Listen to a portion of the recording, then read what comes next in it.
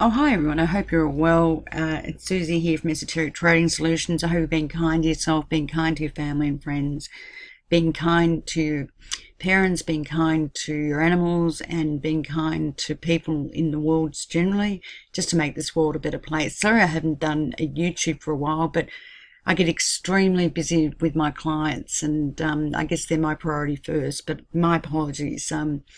Anyway, look, I do a lot of different things, and I do reviews, my clients, full reviews on different cryptocurrencies. We probably do about 3 to 5 reviews in a week looking at different cryptocurrencies. We do look at ICOs as well, but there is just so much garbage out there at the moment, garbology, that we take a quick look at something and we just go, no, this is not interesting at all. So I had a client ask me about OmiseGO, and we do a lot of stuff. So again, have a look at my subscriptions. They're very, very good value for what we do. Very good value. We trade currency. We trade US as well, the US 30-year. A lot of action going on the equity markets at the moment. So do have a look at that. And I'll just quickly cover what we cover when we look at a review. I'm not going to give you all the detail, because when I do a review, it's about 27 pages and it's very, very thorough. As you can see at the top of this document, 27 pages. And we look at a lot of different things to come up with our opinion. It is not financial advice, but it is education. Thank you. Sorry, Jim, for the delay on OmiseGO. We've just been really, really busy. But very quickly, I'll just do a very quick video, because you've got the formal report there. But sometimes I know you're a trucker, so it's easier if you just listen to the video. So OmiseGO, basically it's a payment system, and it's also got smart contracts. So it's actually got a platform, and it's pretty much built on Ethereum's blockchain. So basically, their whole mantra is they pretty much want to develop financial services to the unbanked or the underbanked in the populations of Southeast Asia. So they're basically they're essentially headquartered in Singapore, and they actually came out in 2013. Their company was established in 2013, but their ICO was done in 2017, June of 2017, and it was taken very well. So essentially they're built on Ethereum's blockchain. They still don't have their own blockchain. They've obviously got their own system on top of Ethereum's blockchain. And what I think is disappointing about them actually is they've been around for a long time, and they really don't have a lot of clients. Yes, they have. They certainly had institutional investors in them at the start, which is great, but they don't have a lot of clients. And to me, they don't even have an alpha, which is out at the moment. And for me, it's taken them more than 2 or 3 years to do that.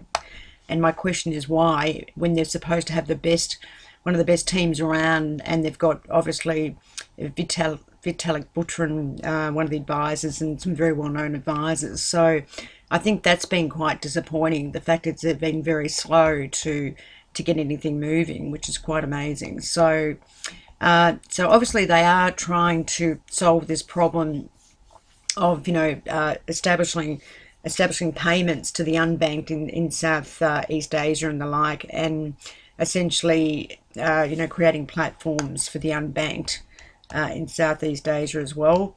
And they want to do it in a decentralized way, which is the talk about obviously cryptocurrency and versus the centralized system, which we all know about.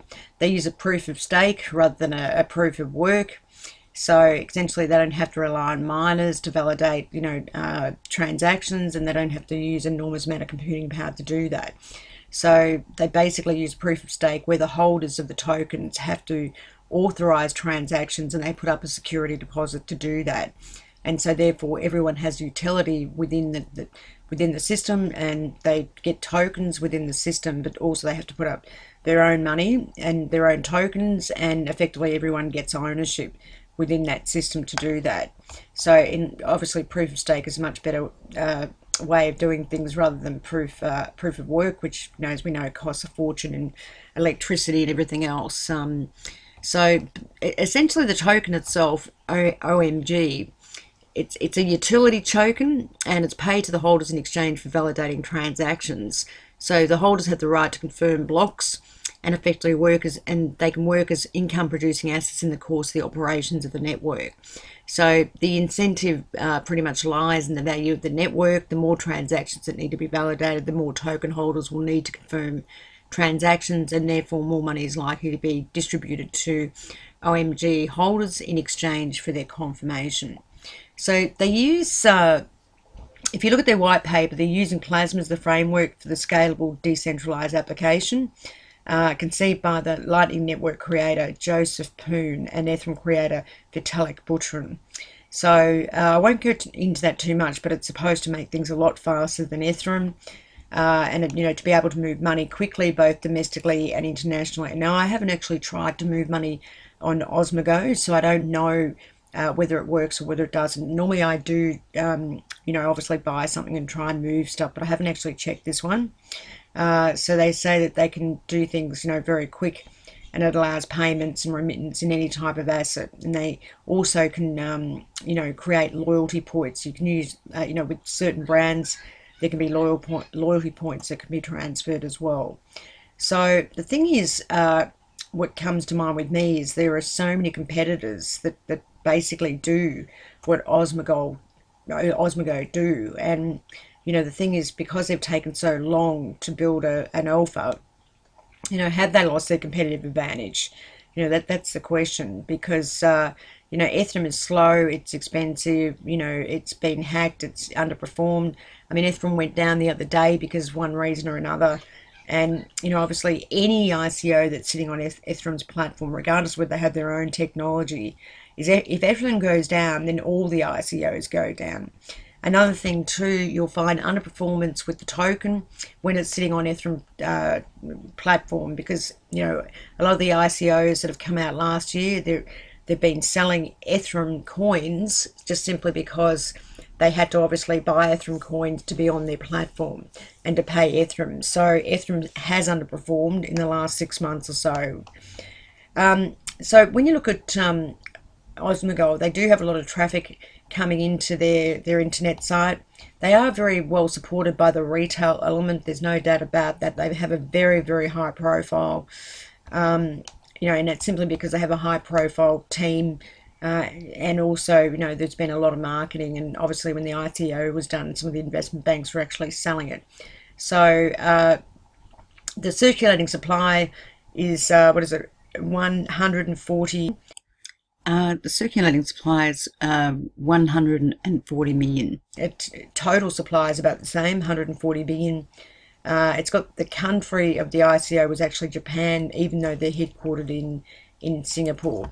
OMG does have a finite supply and controlled emission, which for the coin with the token, which has got certain advantages and disadvantages. And the thing, with that, obviously, if there's a finite supply and controlled emission, it means that, there's no more coins that are going to be released, which is good.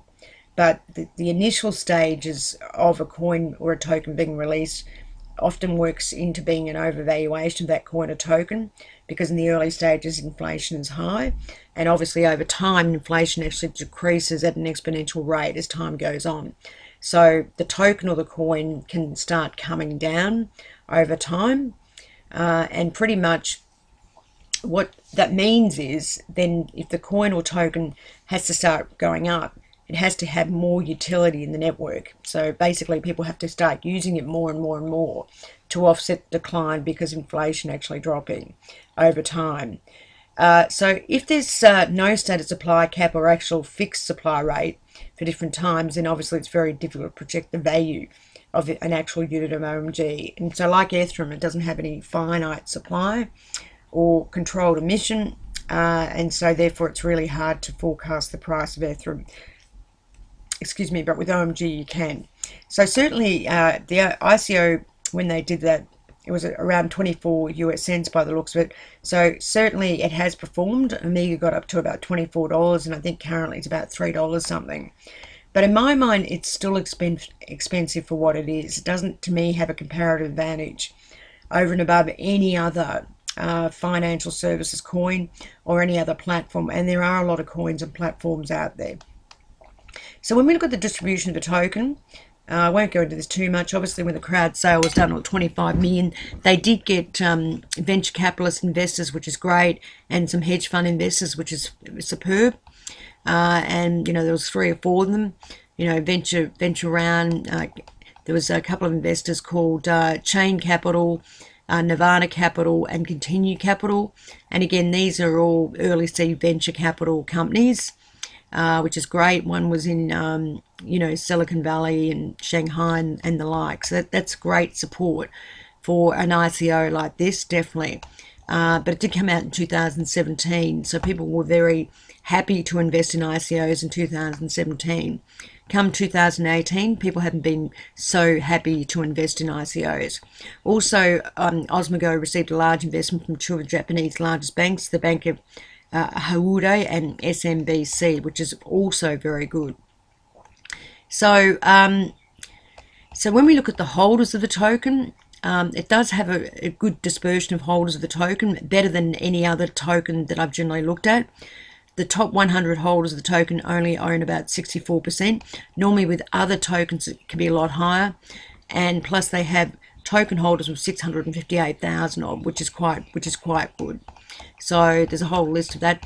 Also, when you look at the exchanges that OmiseGO is on, they have high liquidity. They're on all the largest exchanges, and they're on a lot of exchanges, which is also very good. So that's also very positive in itself. They're on Bittrex and I think they're on Binance and a few other. They're on Polynex and that sort of thing. So that's quite good. They have a lot. They're on a lot of different exchanges.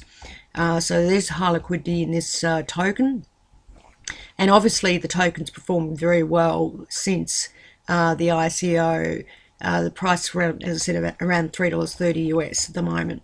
So, but it has come off its highs of $24 from last year. The team, is a very, very strong team. They've all got, very strong credentials, and the advisors, which obviously you've got Butrin in there, Dr. Wood, Dr. Gavin Wood. They're all very well known. Vitalik Buterin, of course, Joseph Poon. So, they've got a very, very strong team of people. Their roadmap doesn't really say a lot, and particularly now going forward, it's surprising that they haven't done much, going forward. Like, they've been very, very slow in my mind.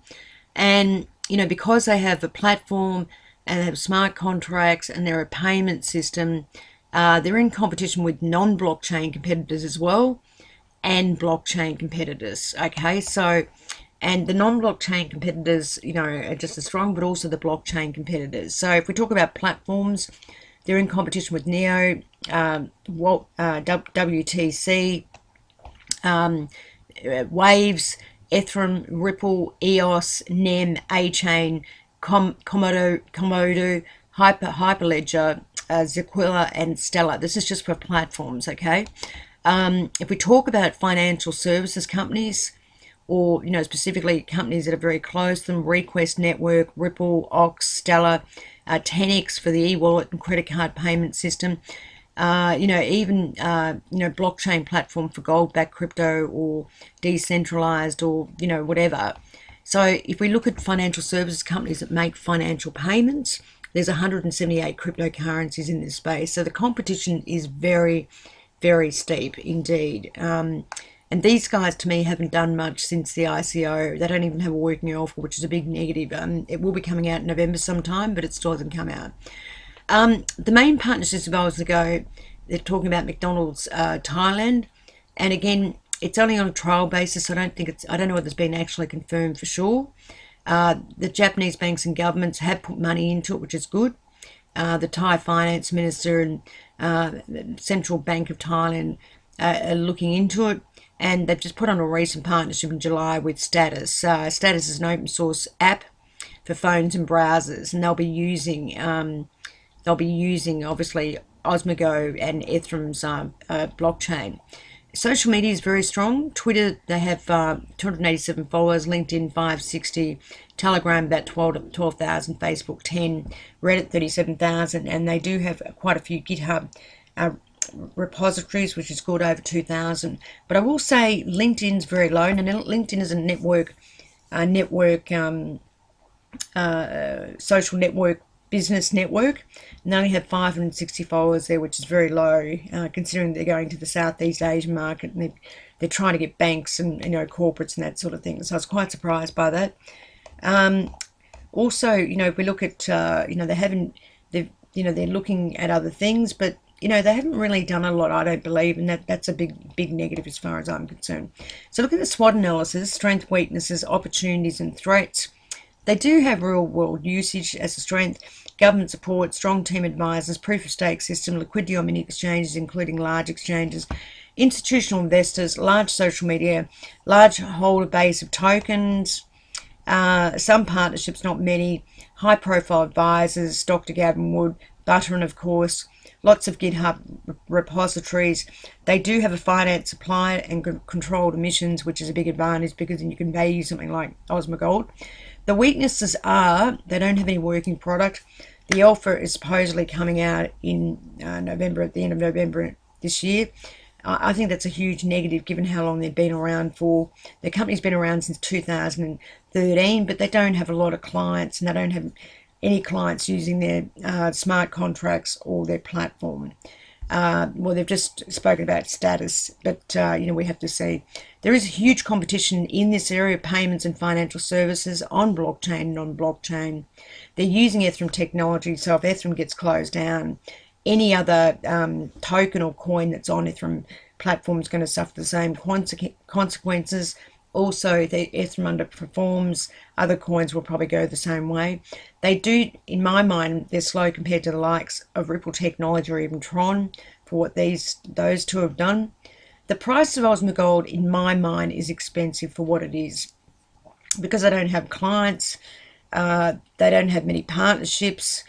There's similar coins that do exactly the same thing and are like 1 or 2 or 3 cents or, even 45 cents. So OmiseGO at $33.30, I still think it's expensive for what it is, given that it doesn't have many clients, it barely has any partnerships, and it's really a retail element that uses the token. And to me, they're just behind the curve. They've let time get away with them. They don't seem to have much professional networking support either. And the question is, why aren't they using their own blockchain? Tron last year was using Ethereum's blockchain, and they cited so many problems with Ethereum's blockchain. And then they did their own blockchain, and they're saying they're now 8 times faster than Ethereum and 8 times cheaper. And in my mind, they don't really have a competitive advantage, OmiseGO. Even though they've been founded in 2013, they're still in their early stages of expansion. And that I've got to question that. I just find that pretty crazy because the competitors have already caught up with them.